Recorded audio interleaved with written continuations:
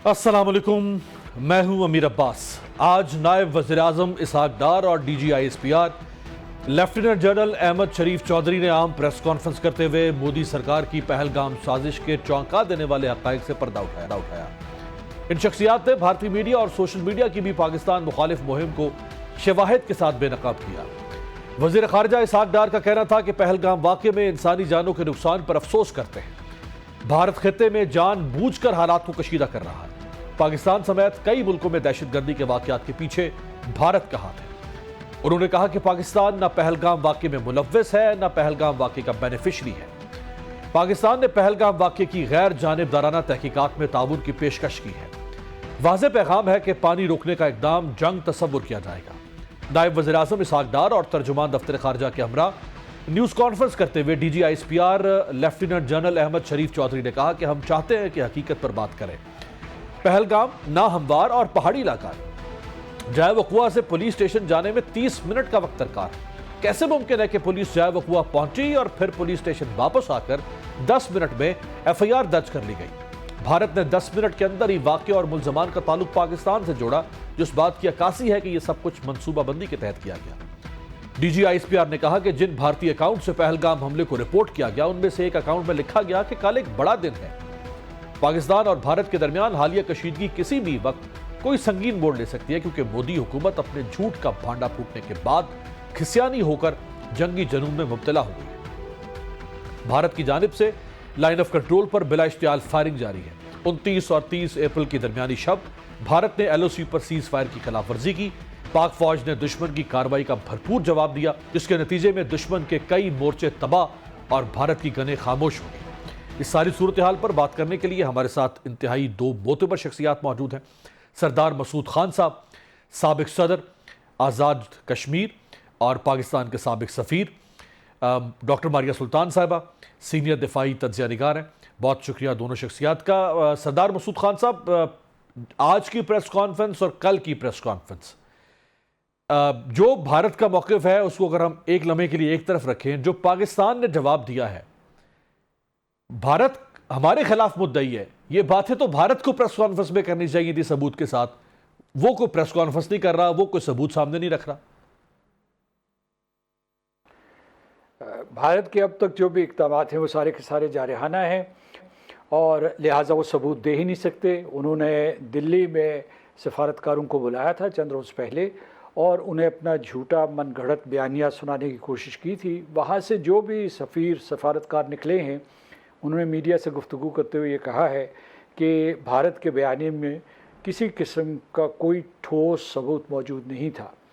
तो इसका मतलब ये है कि उन्होंने जो है पाकिस्तान के ऊपर जारियत का आगाज़ किया है। जारियत का आगाज़ जो है इंडस वाटर ट्रीटी के को मुअत्तल करने से किया है। उसके बाद जो जंग की धमकी दे रहे हैं और जिस तरीके से वो भारत के अवाम को उकसा रहे हैं, ये तमाम जारियत के इक़दाम हैं। जिस तरीके से हमारे डिप्लोमेट्स या फ़ौजी अत्ताशियों को बेदखल किया और फिर जो है जो पाकिस्तानियों को वहाँ से बेदखल किया, ये सारे के सारे जारियत के इक़दाम हैं। वो कोई ठोस सबूत नहीं दे सकते। हमारी जो आज प्रेस कॉन्फ्रेंस थी उसमें शवाहिद दिए गए। ये शवाहिद जो हैं पहलगाम के वाक़े से मुताल्लिक़ भी हैं और इससे पहले भी जो है हम कई मरतबा भारत की रियासती दहशतगर्दी की दस्तावेज़ात जो हैं वो अक़वाम मुत्तहिदा में, वाशिंगटन में, ब्रसल्स में और दुनिया के दूसरे कैपिटल्स में जमा करवा चुके हैं और उसके सिलसिले में हमारे पास ठोस सबूत मौजूद हैं। तो कहने का मतलब ये है कि इस वक्त जो है 3 किस्म की जंग जारी है। एक फ़ौजी महाज है, क्योंकि वो धमका रहे हैं कि वो हमला करेंगे और दुनिया को तशवीश है और पाकिस्तान और हिंदुस्तान के अवाम को तशवीश है कि ये जंग हाथ से निकल सकती है। दूसरा महाज जो है उन्होंने पानी का या माशी महाज खोला है, जिसका पाकिस्तान मुकाबला करेगा कानूनन, बैनुल अक़वामी कानून के मुताबिक, जो 2 तरफ़ा कानून था उसके मुताबिक वो हमारा पानी नहीं रोक सकता। और तीसरा जो है वो है जो उनका बयानिया बन रहा है वो ये है कि वो उन्होंने जो पाकिस्तान के ख़िलाफ़ दहशतगर्दी की है। चौथा पहलू मैं आपको बताना चाहता हूँ कि इस वक्त जो है ज़राए इब्लाग की एक जंग शुरू हो चुकी है। मैं अभी थोड़ी देर पहले किसी टेलीविज़न चैनल से बात कर रहा था और वो मैं नुक्ता दोहराना चाहता हूँ। मुझे पाकिस्तान के ज़राए इब्लाग और एंकर पर्सन्स के ऊपर फ़ख्र है कि वो इंतहाई शाइस्ता और मुतवाज़न ज़बान इस्तेमाल कर रहे हैं। उसके मुकाबले में हिंदुस्तान के मेन स्ट्रीम चैनल्स जो हैं, जो उनके बड़े बड़े नेटवर्क्स हैं, उनके जो भी एंकर्स हैं, वो गलीज़ और गैर अखलाकी ज़बान इस्तेमाल कर रहे हैं। उस ज़बान के लिए कोई, मेरा ख़्याल है कि कोई मौजू लफ्ज़ भी नहीं है जिस तरीके से वो रकीक हमले पाकिस्तान के ऊपर कर रहे हैं। तो लेकिन मैं समझता हूँ कि आज की जो प्रेस कॉन्फ्रेंस हुई, कल की जो प्रेस कॉन्फ्रेंस हुई, उसके ज़रिए जो है भारत को बेनकाब करने का हमें एक मौका मिला है और हमने उसका भरपूर इस्तेमाल किया है। दुनिया सुन रही है, दुनिया देख रही है। आखिरी मेरा नुक्ता जो है आपके पहले सवाल के जवाब में ये है कि पहले जो था, जब फ़र्ज़ कीजिए कि पुलवामा हो गया था या उससे पहले जो है 2016 का जो वाक़या हुआ था, तो उस वक्त जो था दुनिया का टिल्ट जो है वो भारत की तरफ था या मुंबई के सिलसिले में। इस मरतबा आप ज़राए इब्लाग उठा के देख लें मगरब के, और जो टेलीविज़न नेटवर्क्स हैं, BBC, CNN, उसके अलावा अल जज़ीरा, बाकी जो भी हैं, और इसी तरीके से जो है वहाँ की जो हुकूमतें हैं वो हिंदुस्तान की इन बातों के ऊपर यकीन नहीं कर रहे हैं और बहुत मुतवाज़न तज्ज़िये कर रहे हैं, जिसका मतलब ये है कि उनके पास जो मॉरल हाई ग्राउंड नहीं है हिंदुस्तान के पास, और शक की निगाह से देख रहे हैं कि भारत जो है क्यों पूरे के पूरे खित्ते को जंग की भट्टी में झोंकना चाहता है। बहुत बहुत अहम नुक्ता, और बहुत शुक्रिया एक तो आपका कि आपने पाकिस्तानी मीडिया के बारे में कहा कि वो इंडियन मीडिया की निस्बत बहुत सैनिटी के साथ और ज़िम्मेदारी के साथ इस इशू को डिस्कस कर रहा है। डॉक्टर साहिबा, जिधर सरदार साहब ने हवाला दिया, ये जो हाइपर नेशनलिस्टिक रिटॉरिक है जो उनके मीडिया में, और चाहे मेन स्ट्रीम मीडिया या उनका सोशल मीडिया, उस पर हम देख रहे हैं, जिसको एको चैम्बर इफेक्ट भी कहते हैं, वो चीज़ पाकिस्तानी मीडिया या चाहे सोशल मीडिया या मेन स्ट्रीम, हाँ हम जारी बात है दिफा तो करेंगे हम अपने मौक़िफ़ का, ये जो वहाँ की सोसाइटी में बहुत ज़्यादा इस वक्त हलचल मची हुई है उनके मीडिया की वजह से, ये तो अंडू नहीं हो पाएगी फिर जल्दी। देखिए, ये सिर्फ उनकी सोसाइटी में जंग के लिए नहीं है, ये उनकी सोसाइटी में मोदी हुकूमत के आने के बाद जिस किस्म का जो सैफरॉन रंग आया है हिंदुस्तान में, यानी जो हिंदुत्व का रंग आया है, जिसमें वो हिंदू मुस्लिम फसाद चाहते हैं, जिसमें उन्होंने हिंदुस्तान की, आप कह सकते हैं एक तरह से पूरी रियासत को जो है अपनी जकड़ में ले लिया है कि जहाँ वो किसी सूरत जो है उससे बाहर नहीं निकल रहे। तो ये एक ऐसा फिनोमेना है जहाँ वो जो तासुब है जंगी जुनून का, जो तासुब है हिंदू मुस्लिम का, जो तासुब है इख्तलाफात का, वो लोगों तक ले आए हैं। और जब आप कोई इख्तलाफ को, किसी भी इख्तलाफ को रियासती सतह के ऊपर लोगों तक ले आते हैं, तो फिर वो लोगों की जंग बन जाती है, फिर आप उसमें से लोगों को निकाल नहीं सकते हैं। जब आप एक दफ़ा आवाम को रेडिकलाइज कर देते हैं, तो फिर उनको निकलना मुश्किल हो जाता है। यही मसला इस वक्त मोदी हुकूमत के साथ हुआ है। देखिए, उनकी पूरी कोशिश थी कि वो किसी तरह मसला कश्मीर को और मकबूजा कश्मीर के अंदर जो उनकी पॉलिसीज़ हैं, उन सब को जो है वो दिखाना चाह रहे थे कि जैसे वो एक तरह से जो है कोई छोटा-सा मामला तय करने जा रहे हैं पाकिस्तान के साथ, जो दहशतगर्दी के खिलाफ मुहिम जोई के ऊपर है। लेकिन जब पाकिस्तान के ज़राए इब्लाग ने और पाकिस्तान की तरफ से उन शवाहिद को चैलेंज किया गया, तो दुनिया ने भी आपके शवाहिद, आपकी बातों को गौर से सुना। यानी पहले उनके झोल नज़र आए, फिर उनके ऊपर जो तबसरे हुए, उसमें वो मौक़िफ़ नहीं पैदा कर सके। और उसके बाद जैसे कि अभी सदर साहब ने भी कहा है कि जी, उन्होंने पूरी कोशिश की कि डिप्लोमेटिक कोर को शायद मरूब कर लें, लेकिन ज़ाहिर है सफ़ीर, बाकी तमाम लोग जहाँ दीदा लोग होते हैं, वो ये समझ सकते हैं कि यहाँ एक पूरा का पूरा ड्रामा रचाया गया है और जिसकी बुनियाद पर हिंदुस्तान ये काम करना चाह रहा था। दूसरा मसला उनके लिए ये हुआ है कि वो ये समझ रहे थे कि इस जंग को सिर्फ मकबूजा कश्मीर तक महदूद करेंगे, उसी तरह एक नोशन ऑफ विक्ट्री क्राफ्ट करेंगे जैसे कि उन्होंने 2019 में करने की कोशिश की, और उसके बाद पाकिस्तान के ऊपर कॉस्ट ऑफ मोबिलाइजेशन डालेंगे, यानी कि पाकिस्तान के ऊपर जंग की कीमत डालेंगे इक्तिसादी तौर पे, लेकिन इसका जो इक्तिसादी एक तरह से जो इम्पैक्ट है वो हिंदुस्तान तक नहीं आएगा। लेकिन ज़ाहिर है पाकिस्तान ने वाज़ेह किया है कि पाकिस्तान ना तो इस हमले में मुलव्वस था, ना पाकिस्तान इस किस्म के तासुब के लिए जो है इस वक्त तैयार है, और ना ही हिंदुस्तान की जहरियत के लिए। और अगर हिंदुस्तान इस तरह की जाराना सोच रखता है या कोई भी एक कदम उठाएगा, तो पाकिस्तान इसका जवाब देगा। اور پاکستان نے آج صبح بھی جواب دیا ہے، اور پاکستان یہ بات واضح کر رہا ہے کہ جنگ آپ شروع کر سکتے ہیں، لیکن اس کا جواب ہم کہاں اور کس طرح اور کس سطح پہ دیں گے، اس کا فیصلہ پاکستان کرے گا۔ اس کا مطلب یہ ہے کہ پہلی دفعہ ان کو احساس ہو رہا ہے کہ شاید وہ جنگ کو محدود نہ کر سکیں، اور پہلی دفعہ ان کو احساس ہو رہا ہے کہ شاید ان کو سیاسی ذمہ داری اٹھانی پڑے ایک ناکام جنگ کی۔ یہی وجہ ہے کہ مودی حکومت جو ہے نہ اپنے جو آرمی ہے اس کے ساتھ کھڑی ہوئی نظر آ رہی ہے، کہہ رہی جی ہم نے اپنی آرمی کو کھلی اجازت دے دی ہے، اپنی آرمڈ فورسز کو، کہ وہ جو چاہیں وہ کر سکتے ہیں۔ دیکھیں یہ کوئی خالی ٹارگٹ آپریشن تو نہیں ہے، یہ کوئی دہشت گردی کے خلاف مہم جوئی کرنے کی بات تو نہیں ہے، یہ تو آپ پاکستان کے ساتھ کھلی جنگ کرنا چاہتے ہیں، اور اگر کھلی جنگ کریں گے تو ان لاکھوں کروڑوں بلینز آف ڈالرز کا کیا ہوئے گا جو انویسٹمنٹ ہندوستان کے اندر ہوئی ہوئی ہے، اس کے بارے میں کیا ہوگا جو آپ نے سنتاس معاہدے کے بارے میں کہا کہ ہم نکلنا چاہتے ہیں، اس کے لیے جنگ بھی آپ لے سکتے ہیں۔ پاکستان نے تو اس کو as an act of war کا ہے، اس کا مطلب یہ کہ کل ہندوستان کسی بھی معاہدے سے نکل سکتا ہے، اور معاہدے نکلنے کے لیے وہ کہیں گے کہ کوئی بھی جھوٹی سچی کہانی بنا کر وہ کسی بھی بین الاقوامی ذمہ داری، بین الاقوامی معاہدہ سے نکلیں گے تو ان کی credibility as a state, as a ریاست چیلنج ہو گئی ہے، as a civil democratic government challenge ہو گئی ہے۔ اب یہ وہ تمام چیزیں ہیں جس میں وہ اپنے آپ کو پھنسا چکے ہیں۔ اب جو ان رائٹ۔ کی طرف سے جو شور آ رہا ہے وہ اسی چیز کو سپریس کرنے کے لیے ہے کہ شاید ہم شور مچائیں گے، بدتمیزی کریں گے تو اس سے شاید ہمارے جو حقائق ہیں وہ دنیا میں دور تک جائیں گے، لیکن ایسے نہیں ہوتا۔ ہر کوئی سمجھتا ہے کہ ایک بہت، یہ صرف ہندوستان پاکستان کی جنگ نہیں ہے، اس سے ساری دنیا کی معیشت، ساری ایگزیکٹلی۔ دنیا کی جو اور جو سردار مسعود صاحب نے جو پہلے بڑا اہم نقطہ اٹھایا کہ اس بار دنیا کے جو طاقتور ممالک ہیں یا جو جن کی اثر پذیری ہے وہ بھارت کے اس موقف کی تائید اس طرح کرتے ہوئے نظر نہیں آ رہے، یعنی بھارت یہ چاہتا تھا کہ ادھر وہ پاکستان کا الزام لگائے گا تو ساری دنیا پاکستان کا نام لینا شروع کر دے گی، ایسا نہیں ہوا۔ اس کی وجہ کیا ہو سکتی ہے؟ ایک مختصر بریک کے بعد سردار مسعود صاحب سے یہ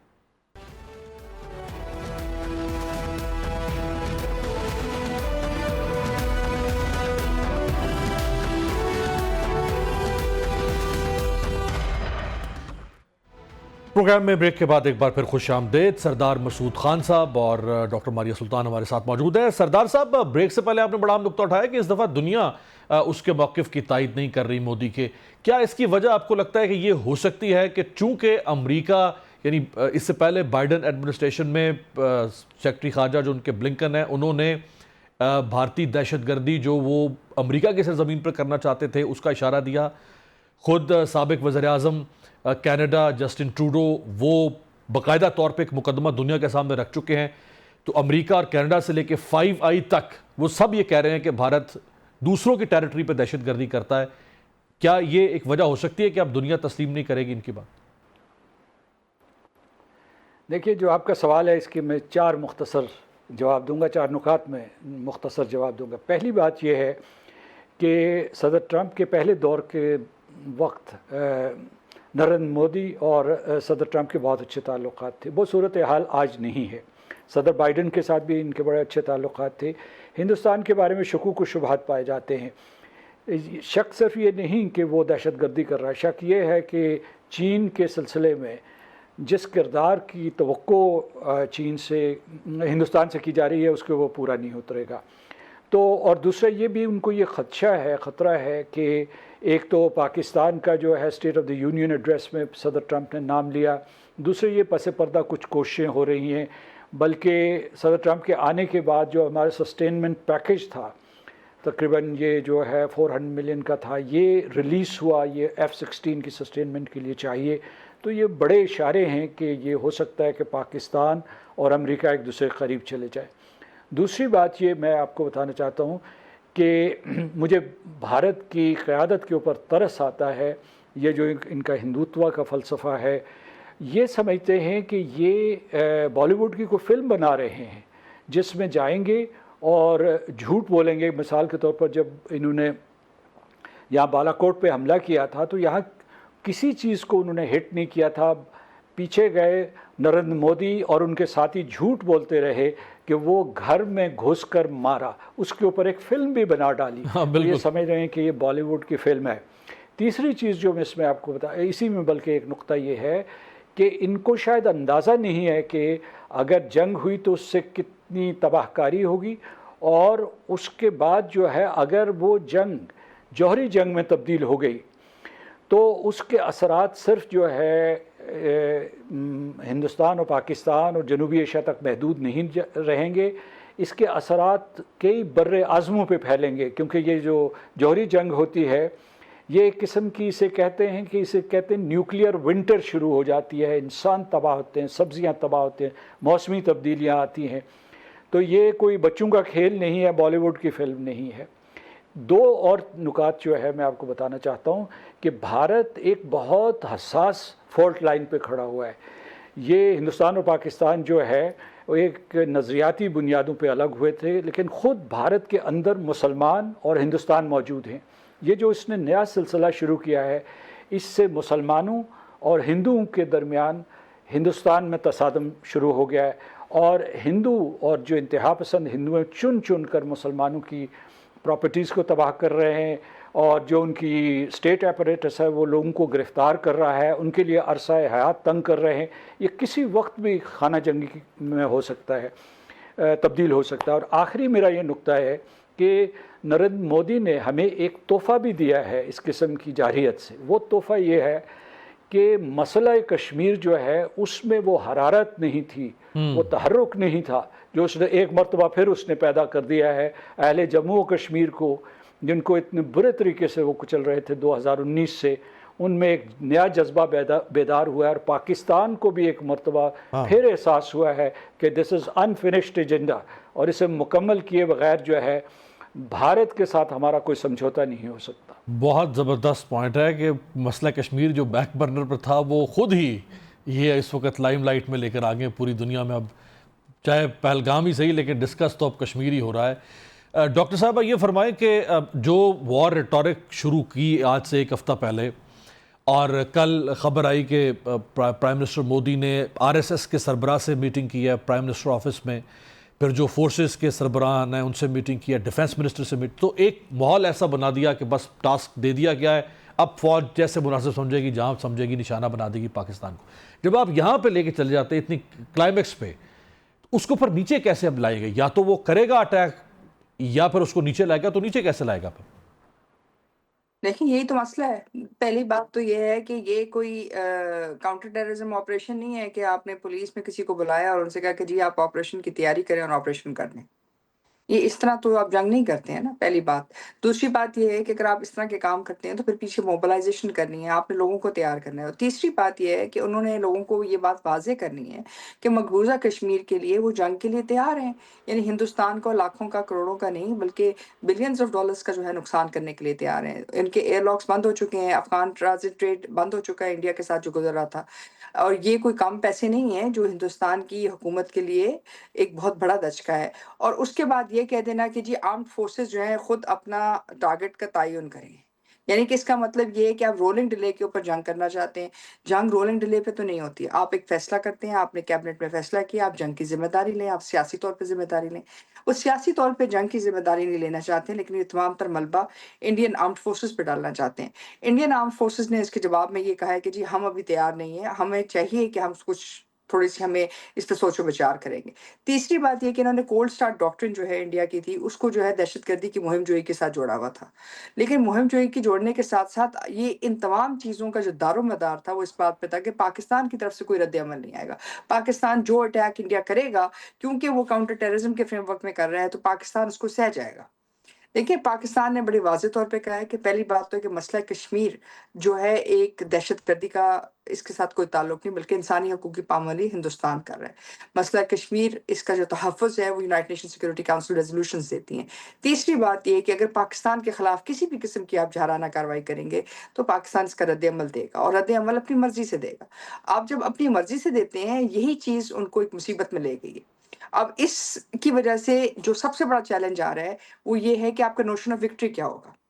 دیکھیں کاؤنٹر ٹیررزم جو ہے وہ ایک ٹیکٹکس آف وار ہے، یعنی کہ سوری، نوشن آف وکٹری تو وہ ایک فیک سرجیکل سٹرائک جیسے وہ پہلے انہوں نے 2019 میں کی۔ دیکھیں فیک سرجیکل سٹرائک کے بعد پاکستان نے احتیاط کے ساتھ کام لیا نا۔ پاکستان نے جو ٹارگٹس ہٹ کیے 6 پوسٹ پلوامہ، آپ نے وہ بڑی احتیاط سے کیے، جہاں آپ نے میسج دیا لیکن آپ نے کوشش کی کہ ہندوستان کا کوئی نقصان نہ ہو، کوئی جنگی نقصان، انسانی نقصان نہ ہو۔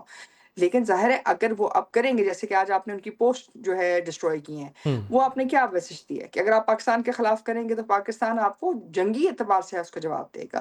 آپ ابھی کہہ رہے ہیں کہ جی پاکستان ہم نے جو ہے فصلیں کاٹ دیں. آپ کے V8 جو ہے اس وقت جو ٹینکس ہیں ود گائیڈڈ میونیشنز، پریسیشن گائیڈڈ میونیشنز، یہ تمام چیزیں آپ کے پاس موجود ہیں. بھی بہت اب بہت آپ شکریہ سردار مسعود خان صاحب اور ڈاکٹر ماریہ سلطان صاحبہ ہمارے ساتھی. پروگرام میں ایک بریک کے بعد حاضر ہوں گے.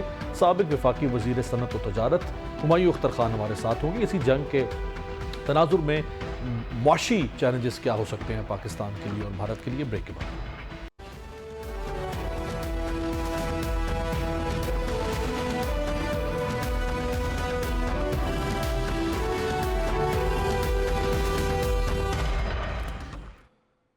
بریک کے بعد خوش آمدید. بھارت کے ناکام پہلگام ڈرامے اور پاک فوج کی جانب سے انڈیا کی ریاستی دہشت گردی کے ناقابل تردید ثبوت سامنے آنے کے بعد خطے میں جنگ کے امکانات بڑھ گئے ہیں. بھارت کے الزامات اور دیگر جارحانہ اقدامات کے بعد پاکستان نے بھی بھارت کے لیے اپنی فضائی اور زمینی سرحدیں بند کر دی ہیں. ایسے میں یہ سوال بھی اٹھ رہا ہے کہ اس کشیدگی کے معاشی اثرات کیا ہوں گے. میڈیا رپورٹس کے مطابق پاکستان کے راستے افغانستان تک تجارت بند ہونے کے باعث بھارت کو 1 ارب 14 کروڑ ڈالر کا تجارتی نقصان ہو رہا ہے. افغانستان کے راستے بھارت کا سامان پہنچنے کا تخمینہ تقریباً 64 کروڑ ڈالر سالانہ ہے، جو اب متاثر ہو رہا ہے. بھارت افغانستان سے زرعی اجناس کی مد میں سالانہ تقریباً 640 ملین ڈالر کی درآمدات کرتا ہے، وہ بھی اب بندش کے باعث متاثر ہوگی. بھارتی معیشت تقریباً 3.7 ٹریلین ڈالر پر کھڑی ہے اور اس کا سالانہ فوجی بجٹ 75 ارب ڈالر سے. فوری فوجی تنازع سے بھارت کو 20 سے 50 ارب ڈالر کا براہ راست نقصان فوجیوں اور ہتھیاروں کی نقل و حرکت کی صورت میں ہوگا. پاک بھارت کشیدگی کے باعث ممبئی کے اسٹاک ایکسچینج کا انڈیکس منفی ہو گیا ہے. پاکستانی حدود کی بندش سے طویل دورانیے کی بھارتی پروازوں کے لیے مشکلات بڑھ گئی ہیں. ویانا سٹاپ اوور میں ایئر انڈیا کو کروڑوں روپے یومیہ کے اضافی اخراجات کا سامنا کرنا پڑ رہا ہے. یورپ اور امریکہ کی پروازوں میں ایندھن کی کمی کے ساتھ 4 اضافی گھنٹے بھی لگ رہے ہیں. پاکستانی فضائی حدود کی بندش سے بھارتی ایئر لائنز کو ایندھن کی مد میں یومیہ 20 کروڑ 50 لاکھ روپے کا نقصان ہو رہا ہے. بندش سے قبل پاکستان کے 11 میں سے 4 فضائی راستے مسلسل بھارتی طیارے استعمال کر. بھارتی ایئر لائنز کی ہفتہ وار اوسطاً 1200 پروازیں پاکستانی فضائی حدود سے گزرتی ہیں. کیا صورتحال بن سکتی ہے پاکستانی معیشت کی، بالخصوص اس خطے کی بدلتی صورتحال کی وجہ سے؟ ہمارے ساتھ موجود ہے پاکستان کے سابق وفاقی وزیر صنعت و تجارت، سینئر سیاستدان جناب ہمایوں اختر خان صاحب. بہت بہت شکریہ ہمایوں صاحب آپ کے وقت کا. پہلا سوال آپ سے یہ ہے کہ اگر بھارت کوئی مہم جوئی کرتا ہے تو ہم پر کیا اس کے اقتصادی اثرات ہو سکتے ہیں؟ دیکھیے جی، وہ ڈپینڈ کرتا نا جی. میں نہیں سمجھتا کہ بھارت کی فوج پاکستان پہ چڑھائی کر دے گی. وہ آج کل دنیا میں وہ ماحول نہیں، اور اس کا ایکچولی بھارت کو زیادہ نقصان ہوگا، کیونکہ زیادہ تر فورن ڈائریکٹ انویسٹمنٹ تو بھارت ہی آ رہی ہے اس وقت، اور وہ سارے کے سارے انویسٹرز جو ہیں وہ اگر خدا نخواستہ جنگ شروع ہوئی تو وہ بھاگ جائیں گے. ہماری تو ایف ٹی آئی ویسے ہی آج کل کافی تھوڑی ہے، اور زیادہ ہماری ایف ٹی آئی چائنا کی طرف سے آ رہی ہے. وہ اس میں پھر بھی کافی ریزیلینس ہوگی. لیکن جس طرح ماضی میں ہوا ہے کہ پاکستان پہ الزام لگا کے عام طور پہ جب ان کا کوئی امپورٹنٹ بیرونی گیسٹ آیا ہو، 2000 میں آپ کو یاد ہے صدر کلنٹن بالکل امریکہ آئے تھے، اور وہ پھر انہوں نے پاکستان بھی آنا تھا صدر مشرف سے ملنے، تو انہوں نے ایک فالس فلیگ آپریشن کر دیا، اور لیکن صدر کلنٹن نے اس کو تسلیم نہیں کیا. پھر یہ بالا کوٹ میں آئے اور وہ کچھ حملہ کیا جس میں کچھ کووں کی ہلاکتیں ہو گئیں، اور اگلے دن ان کے 2 جہاز گرا دیے گئے اور ایک ان کا پائلٹ ہم نے پکڑ لیا. یہ کبھی وہ کہتے ہیں کہ ہم نے سرجیکل سٹرائک کی ہے، اور انڈیا کا میڈیا تو اس پہ بہت شور کرتا ہے، لیکن پاکستان میں ہمیں پتہ نہیں چلتا کہ وہ سٹرائک کدھر ہوئی کدھر نہیں ہوئی. تو اس طرح کی کوئی حرکت کریں گے. میرا نہیں خیال کہ وہ ایسی کو حرکت کریں گے کہ اپنے جہاز بھیجیں. ان کو معلوم ہے پاکستان ایئر فورس کی صلاحیتیں. وہ کچھ اس طرح کی چیز کریں گے کہ جی ہم نے سرجیکل سٹرائک کر دی اور ہم نے کوئی تخریب کاروں کا کیمپ تباہ کر دیا، یہ کر دیا وہ کر دیا. مجھے نہیں لگتا کہ، اور یہ لائن آف کنٹرول جو ہے کشمیر کی، اس میں تو انہوں نے گولہ باری اور وہ فائرنگ وغیرہ شروع کر دی ہے. مجھے حیرانی ہوگی اس سے اگر وہ آگے جا کے کچھ کریں گے. بالخصوص آپ نے دیکھا ہے کہ یونائٹڈ نیشن کے سیکرٹری جنرل بھی ایکٹیو ہو گئے ہیں, سعودی عربیہ, ایران.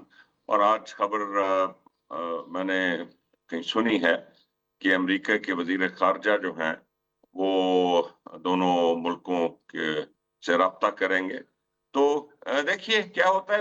ان پہ پریشر تو بہت ہے کیونکہ ان کا میڈیا جو کہ زیادہ تر وہ زیادہ اس کو ایگزیجریٹ کر رہے ہیں صورتحال کو. یہ فرمائے کہ اگر خدا نخواستہ, چونکہ کہا جا رہا ہے کہ اگلے 36 گھنٹے بہت اہم ہیں, خاص طور پہ جو کل D G I S P R کی پریس کانفرنس ہوئی اور اس میں انہوں نے جو حقائق رکھے ہیں اس سے تو وہ بل ریس کی طرح ان کو اور زیادہ تکلیف ہو رہی ہے. تو اگر خدا نخواستہ کوئی جنگ کا ماحول یا صورتحال بنتی ہے تو پاکستانی معیشت بوجھ کتنا اٹھا سکتی ہے؟ میں نے جیسے کہا, ہماری بھارت سے تو ہماری تو تجارت ویسے ہی نہیں ہے جی. جب سے انہوں نے وہ آرٹیکل 370 کا کام کیا, ہماری تو ٹیکنیکلی کوئی تجارت نہیں. اور جو افیکٹ ہوتے ہیں, جیسے میں نے آپ کے پچھلے سوال کے جواب میں کہا کہ جو فورن انویسٹمنٹ آئی ہوتی ہے وہ سب سے پہلے بھاگتی ہے. وہ بھارت میں ہم سے بہت زیادہ ہے اس وقت. تو بھارت نے اگر اس طرح کی مہم جو کی تو اس کا نقصان بھارت کو زیادہ ہے, ہماری صنعت کو اتنا نقصان نہیں پہنچائے گا. رائٹ. آپ کی موجودگی سے فائدہ اٹھاتے ہوئے حکومت جو معاشی بحالی کے دعوے کر رہی ہے, لیکن بعض ماہرین کے مطابق عام لوگوں تک اس کے اثرات نہیں پہنچ پا رہے. اور ورلڈ بینک کی جو بھی حالیہ رپورٹ ہے اس کے مطابق پاکستان میں جو غربت کی شرح ہے وہ 42% رہنے کا امکان ہے. اگلے مہینے بجٹ جو ہے اس کی تیاری اور شاید ہو سکتا ہے جون کے پہلے ہفتے میں ہی آ جائے. اوور آل پاکستانی اکانومی اب آپ کہاں دیکھ رہے ہیں؟ دیکھیں, اس میں تو کوئی شک نہیں کہ پاکستانی اکانومی میں پچھلے چند سالوں میں اسٹیبلٹی آئی ہے. ہمارا جو روپیہ ہے وہ بہت اسٹیبل ہے. ہماری جو کنزیومر پرائس انڈیکس ہے, جو مہنگائی ہے, وہ سگنیفیکنٹلی کم ہو گئی ہے. اسٹیٹ بینک کے جو ڈسکاؤنٹ ریٹ ہوتا ہے وہ تقریباً آدھا ہو گیا ہے. ہمیں اب جو ہمارا ایک اسٹرکچرل فلا ہے کہ جیسے ہی ہم زیادہ تیزی سے گرو کرتے ہیں تو ہم اس ملک میں ڈالروں کی کمی آ جاتی ہے. اور وہ فلا اور وہ اسٹرکچرل فلا صرف تب دور ہو سکتی ہے اگر ہم بھرپور انداز سے اپنا ایک انڈسٹریل ریوائول کریں. جو انڈسٹری بند پڑی ہے اس کی وجوہات معلوم کریں اور اس کو دوبارہ چلانے کی کوشش کریں, اور اپنی جو ایکسپورٹس ہیں ان کے بڑھانے کی طرف توجہ دیں. اس سے ایک سچویشن بنے گی کہ ہم گرو بھی کریں گے اور ہم میں ڈالرز کی کمی بھی نہیں آئے گی. مجھے لگ رہا ہے, میں سن رہا ہوں کہ حکومت اور پرائم منسٹر کی اس وقت پوری توجہ ہے اور اگلے چند ماہ میں آپ اقدامات دیکھیں گے جس سے ملک کی انڈسٹری بہتر ہوگی. آپ کو پتا ہے کہ تقریباً 75-80% FPR کا ریونیو انڈسٹری سے آتا ہے اور تقریباً 75 سے 80% نوکریاں جو ہیں وہ انڈسٹری ہی پیدا کرتی ہے اس ملک میں. تو یہ ایک ازحد ضروری چیز ہے کہ اس ملک میں تیزی سے انڈسٹریل ریوائول ہو. فائنانس منسٹر نے اسٹیٹمنٹ دیا, اگر آپ کی نظر سے گزری ہو, کہ اگر اسٹرکچرل ریفارمز پر عمل کیا گیا تو یہ IMF کے ساتھ پاکستان کا آخری پروگرام ہوگا. یہ بات شوکت ترین صاحب بھی کر کے گئے تھے, یہ پاشا صاحب نے بھی کی. میں ریسنٹ پاسٹ کی بات کر رہا ہوں. یہ بات اورنگزیب صاحب لاسٹ ایئر بھی بات ہوئی, اب بھی یہ بات کر رہے ہیں. لیکن اسٹرکچرل ریفارمز پہ کام تو نہیں ہو رہا. اس کا مطلب ہے پھر IMF چلتا رہے گا. دیکھیے, اسٹرکچرل ریفارمز ایک ٹرم ہم بہت استعمال کرتے ہیں. کچھ لوگوں کا مطلب ہوتا ہے کہ جی ہم یہ جو اسٹیٹ اونڈ انٹرپرائزز ہیں ان کو بیچ دیں. کئی کا مطلب ہوتا ہے کہ ہم اپنے خرچے کم کر لیں یا ہم ٹیکس نیٹ بڑھا دیں. یہ سب ضروری چیزیں ہیں, لیکن میں نے جو آپ کو میری نظر میں جو اسٹرکچرل ریفارم ہے وہ میں نے آپ کو جو ابھی بیان کیا ہے. میری نظر میں ریئل اسٹرکچرل ریفارم, دیکھیے جب تک ہمارے پاس ڈالروں کی کمی رہے گی تو ہمیں IMF کے پاس جانا پڑے گا. اور وہ کمی صرف تب دور ہو سکتی ہے اگر ہم اپنا مینوفیکچرنگ سیکٹر کو بحال کریں, اس کو تیزی سے اوپر چڑھائیں, جس کے نتیجے میں آپ کی ایکسپورٹس بڑھیں گی. میری نظر میں سب سے امپورٹنٹ اسٹرکچرل ریفارم, اور یہ 1 مہینے یا 2 مہینے کا کام نہیں, یہ چند سالوں کا کام ہے. اگر ہم اس کو کرنے میں کامیاب ہو جاتے ہیں تو جی بالکل अगला प्रोग्राम की शायद हमें जरूरत ना पड़े, लेकिन ये एक बहुत बड़ा हमारा टारगेट है। और जैसा मैंने कहा कि मैं पढ़ रहा हूँ, सुन रहा हूँ कि प्राइम मिनिस्टर की सरबराही में हम मैन्युफैक्चरिंग के रिवाइवल और इसकी ग्रोथ बढ़ाने की तरफ जा रहे हैं। अगर ये कामयाबी से हो गया तो जी बिल्कुल सही है, फिर शायद हमें 2-3 साल बाद IMF के पास दोबारा ना जाना पड़े। तो आप एक एलिमेंट की तो बात कर रहे हैं इकोनॉमी में जिसका कंट्रीब्यूशन है वो इंडस्ट्री है, इंडस्ट्रियल ग्रोथ है, फिर उससे एक्सपोर्ट्स है, लेकिन जो दूसरा एलिमेंट है या ऑर्गन है जो एग्रीकल्चर है, उस पे अभी आपने वीट पे देख रहे हैं कि वीट सपोर्ट प्राइस ना मिलने की वजह से जो फार्मर है वो डिसअपॉइंटेड हो रहा है, और ये मुसलसल पिछले 2 साल से ये सूरत हाल है। अगर आपका एग्रीकल्चरिस्ट जो है वो मायूस हो जाएगा तो वो हिस्सा फिर जो मईशत का है वो कहाँ जाएगा? जी, आपका बड़ा अच्छा सवाल है।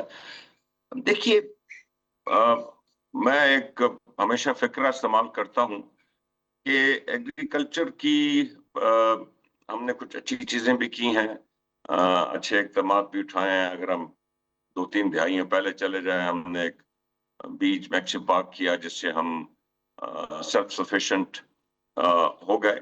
लेकिन मैं बुनियादी तौर पर समझता हूँ कि एग्रीकल्चर में हमने कोई बहुत ज्यादा तवज्जो बिल्कुल नहीं दी है। और वो जैसे कहते हैं ना, मदर नेचर, खुदा ताला एग्रीकल्चर का सेक्टर चलाता है। मौसम अच्छा हो गया, बुरा हो गया, वायरस आया, नहीं आया, अल्लाह धूप की ज्यादा आस आ पे चल गई, रहे हैं। बारिश ज्यादा हो गई। एग्रीकल्चर में हमने कोई खातर ख्वाह तरक्की। हाँ, अब आपका सवाल ये है कि हम जो प्राइस डीरेगुलेशन कर रहे हैं, वीट देखिए ना जी, वीट इस पाकिस्तान मुल्क का सबसे बड़ा क्रॉप है। 9 मिलियन 90 लाख एकर्स में वो ग्रो होता है। और पाकिस्तान की जो रूरल इकोनॉमी है उसमें इसका बहुत बड़ा रोल है।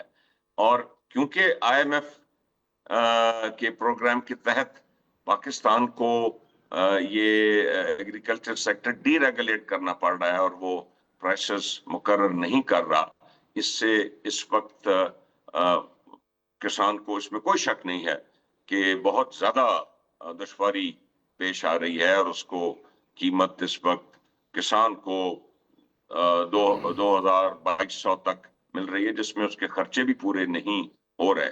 तो किसान बहुत अफेक्टेड है। लेकिन कम से कम पंजाब गवर्नमेंट का मैं कह सकता हूं कि वो ऐसे इक़दाम कर रही है कि डायरेक्ट किसानों को कुछ मदद की जा सके। अब देखिए कितनी तेजी से इनको अमली जामा पहनाया जा तो सकता हारून है साहब ठीक इक़दाम। है, उसूली तौर पे जिस तरह प्राइसेस बढ़ रही थी वो भी नहीं बढ़नी चाहिए सपोर्ट प्राइस के नाम पे। यानी कहाँ 300 रुपये मन गंदम हुआ करती थी परवेज़ मुशर्रफ साहब के ज़माने में, कहाँ ये 4,500-5 हज़ार रुपये पर चली गई पिछले 20-22 साल में। ये भी गलत है। लेकिन अगर आप सपोर्ट प्राइस को ख़त्म कर रहे हैं, प्राइसेस को डीरेगुलेट कर रहे हैं या फ्री मार्केट पर छोड़ रहे हैं, तो कम से कम जो इनपुट कॉस्ट है जो किसी भी क्रॉप की, वो तो स्टेट की जिम्मेदारी ना, उसको तो कम करे। वो देखिए, वो सारा डीरेगुलेटेड प्राइवेट सेक्टर है। मैं समझता हूं कि फार्मर की डायरेक्ट हेल्प करनी चाहिए, क्योंकि आपके पास एक डेटाबेस अब आ गई है। ये जो income Benazir income support programme जो है, इसके तहत आपके पास डेटाबेस है।